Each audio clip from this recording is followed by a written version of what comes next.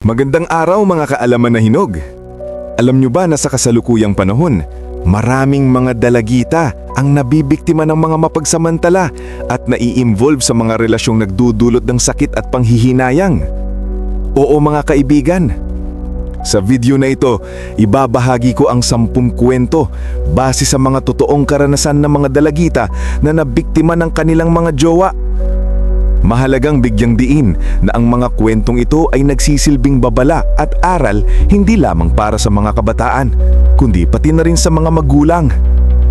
Layunin ng video na ito na magbigay ng kamalayan at proteksyon sa halip na manghusga o mag-sensationalize ng mga trahedya. Kaya panoorin mo ito hanggang dulo dahil ang bawat kwento ay nagtataglay ng mahalagang aral na maaaring magligtas ng dangal at kinabukasan ng inyong mga anak. Panguna sa ating listahan, ang kwento ni Maria na in love sa malayong distansya. Si Maria, 16 anyos, ay isang honor student na naghahanap ng kausap at atensyon sa social media. Doon niya nakilala ang isang lalaking nagpakilalang Mark, 18 anyos, estudyante ng engineering sa Maynila. Sa loob ng 3 buwan na palitan ng mensahe, naging sila at nagsimulang magpalitan ng mga personal na larawan at liham. Nang magdesisyon silang magkita sa personal, dinala si Maria ng lalaki sa isang motel kung saan nangyari ang hindi inaasahan. Pagkatapos ng ilang araw, nalaman ni Maria mula sa isang kaibigan na ang lalaki ay 28 anyos na pala, may asawa at anak na, at isang construction worker. Ang mas masakit, kumalat na pala ang kanilang mga private conversations at intimate pictures sa kanilang lugar. Nawalan ng tiwala sa sarili si Maria at huminto sa pag-aaral. Aral: huwag magtiwala agad sa mga nakikilala online at laging kumpirmahin ang identidad ng tao bago magkaroon ng personal na pag-uusap o pagkikita. Ang mga magulang ay dapat maging aware sa online activities ng kanilang mga anak. Pangalawa sa ating listahan, ang kwento ni Ana na dala sa regalo at atensyon. Si Ana, 15 anyos, ay lumaki ng walang ama kaya madali siyang naimpluwensyahan ng atensyon ng mga lalaki. Nakilala niya si John, 22 anyos, sa pamamagitan ng isang common friend. Si John ay palagi nagbibigay sa kanya ng regalo tulad ng cellphone, damit at pera. Akala ni Ana ay tunay na pagmamahal, ngunit ang totoo ay ginamit lamang siya ng lalaki. Nang mabuntis si Ana sa edad na 16, iniwan siya ng lalaki at nagpakasal sa isang babaeng kapareho ng kanyang edad. Si Ana ay napilitang huminto sa pag-aaral at nanganak ng walang suporta mula sa ama ng kanyang anak. Aral: ang mga material na bagay at atensyon ay hindi sukatan ng tunay na pagmamahal.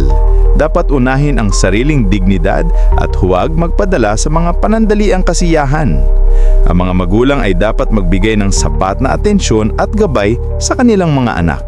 Pangatlo sa ating listahan ang kwento ni Sofia na pilitang gumawa ng bagay na ayaw niya.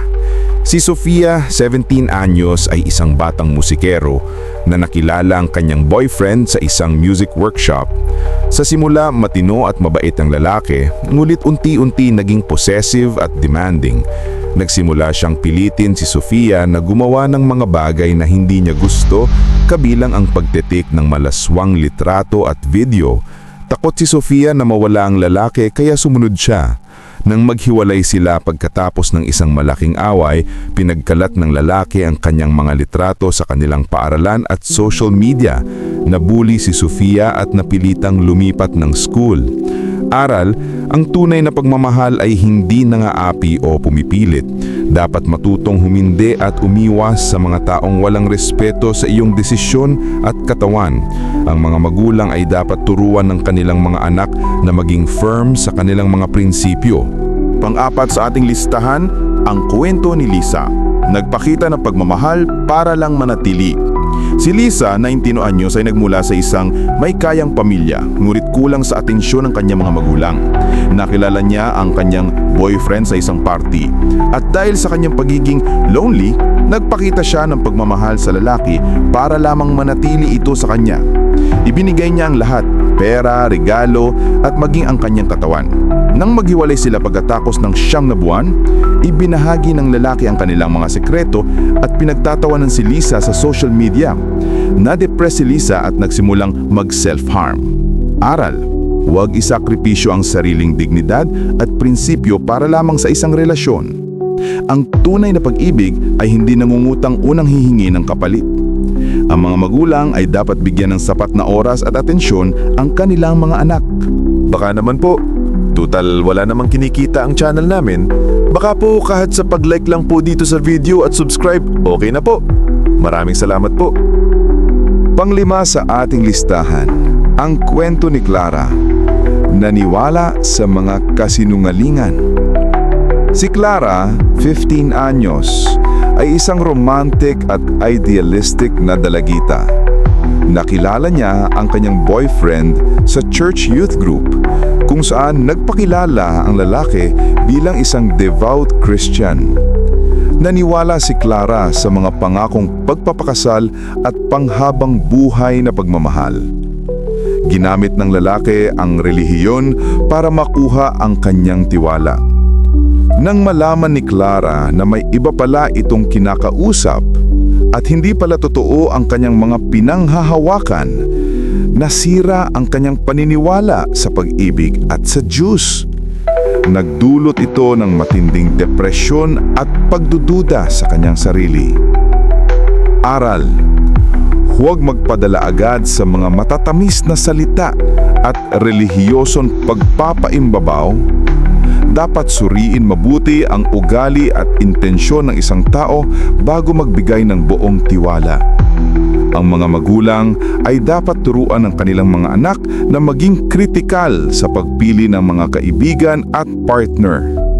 Pang-anim sa ating listahan, ang kwento ni Rosa, nagtiwala sa maliit na sekreto. Si Rosa, 17 anyos, ay isang tahimik at sensitive na dalagita. Nakilala niya ang kanyang boyfriend sa library ng kanilang school. Sa simula, maayos ang kanilang relasyon at nagtiwala si Rosa ng kanyang mga sekreto at vulnerabilities sa lalaki, kabilang ang kanyang mga takot, insecurities at mga problema sa pamilya. Nang mag-away sila tungkol sa isang babaeng kaibigan ng lalaki, ginamit nito ang mga sekretong ito para sirain ang reputasyon ni Rosa at pagtawanan siya sa kanilang circle of friends. Nabuli si Rosa at nawalan ng tiwala sa sarili. Aral, mag-ingat sa pagbibigay ng tiwala. Hindi lahat ng tao ay karapat-dapat makatanggap ng iyong mga sikreto at vulnerabilities. Ang mga magulang ay dapat turuan ng kanilang mga anak na maging selective sa pagbabahagi ng mga personal na bagay. Pang-7 sa ating listahan, ang kwento ni Elena. Naghanap ng kasiyahan sa maliit na edad. Si Elena, 21 anyos, ay nagmula sa isang dysfunctional family kung saan madalas nag-aaway ang kanyang mga magulang. Naghanap siya ng kasiyahan at atensyon sa mga lalaki para punan ang kakulangan ng atensyon sa kanyang pamilya. Naging biktima siya ng isang grooming gang kung saan siya ay inexploit at pinagsamantalahan ng ilang lalaki. Nagsimula ito sa mga libreng load at regalo hanggang sa mapasyota siya sa isang lalaki na naging daan para ma-introduce siya sa iba pang mapagsamantala. Nang malaman ng kanyang mga magulang, huli na ang lahat at si Elena ay buntis na sa edad na 21. Aral. Mahalaga ang papel ng pamilya sa pagbibigay ng atensyon at gabay sa mga kabataan. Dapat maging bukas ang komunikasyon sa pagitan ng magulang at anak. Ang mga magulang ay dapat maging aware sa mga pagbabago sa ugali at gawin ng kanilang mga anak. Pang-8 sa ating listahan, ang kwento ni Irene, nadala sa peking pangako. Si Irene, 23 anyos, ay isang ambitious na dalagita na nangangarap magkaroon ng magandang buhay. Nakilala niya ang kanyang boyfriend sa isang computer shop kung saan nagpakilala ang lalaki bilang isang successful na businessman. Nadala si Irene sa peking pangako ng kanyang boyfriend na sila ay magpapakasal at magkakaroon ng magandang buhay sa abroad. Nang mabuntis siya, iniwan siya at tinanggi ng lalaki ang kanyang responsibilidad. Nalaman ni Irene na ang lalaki ay isang palaboy at may mga iba pang biktima. Aral: huwag magpadala sa mga pangakong hindi naman sigurado. Dapat unahin ang sariling pangarap at edukasyon bago ang mga relasyon. Ang mga magulang ay dapat turuan ng kanilang mga anak na maging praktikal at realistiko sa pagharap sa buhay. Pangsyam sa ating listahan, ang kwento ni Diana nagpakita ng sobrang pagmamahal. Si Diana, 18 years old, ay isang mabait at mapagbigay na dalagita.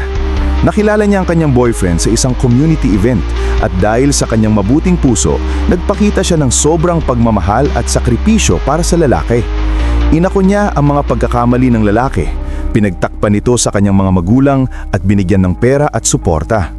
Nang maghiwalay sila pagkatapos ng 2 taon, ginamit ng lalaki ang kanyang kabaitan at inako ang lahat ng kredito sa kanilang relasyon. Sinabi ng lalaki sa kanilang mga kaibigan na siya ang gumastos at nag-effort sa relasyon. Aral: dapat panatilihin ang sariling identidad at huwag mawala sa sarili sa isang relasyon. Ang tunay na pag-ibig ay hindi nang aagaw ng identidad. Ang mga magulang ay dapat turuan ng kanilang mga anak na maging balanse sa pagbibigay at pagtanggap. At ang pang-10 sa ating listahan, ang kwento ni Paula, nagtiwala sa mga nakakatanda. Si Paula, 25 taon, ay isang responsable at matalinong dalagita na nagtiwala sa isang nakatatandang lalaki na kaibigan ng kanyang pamilya. Ang lalaki, 21 taon, ay nagsabing siya ay magiging masaya at protektado sa kanyang pangangalaga. Ginamit ng lalaki ang kanyang posisyon at impluensya para makuha ang tiwala ni Paula at ng kanyang pamilya. Nang maghiwalay sila pagkatapos ng 1 taon, nalaman ni Paula na ang lalaki ay may mga biktima na pala at siya ay isa lamang sa kanyang mga target. Ang mas masakit, ang lalaki ay may record na pala ng sexual harassment. Aral: mag-ingat sa mga nakakatanda na biglang nagpapakita ng interes sa mga kabataan. Dapat maging mapagmatyag at huwag magpadala sa mga maling akala. Ang mga magulang ay dapat maging selective sa pagtitiwala ng kanilang mga anak sa mga nakakatanda. Mga kaalaman na hinog, ang mga kwentong ito ay nagsisilbing paalala sa ating lahat. Mahalaga na gabayan natin ang ating mga anak at turuan sila ng tamang pagpapahalaga sa sarili. Ibahagi ang video na ito sa inyong mga kapwa magulang at kabataan upang maging aware at handa sa mga mapagsamantalang individual. Maraming salamat po at God bless po sa ating lahat.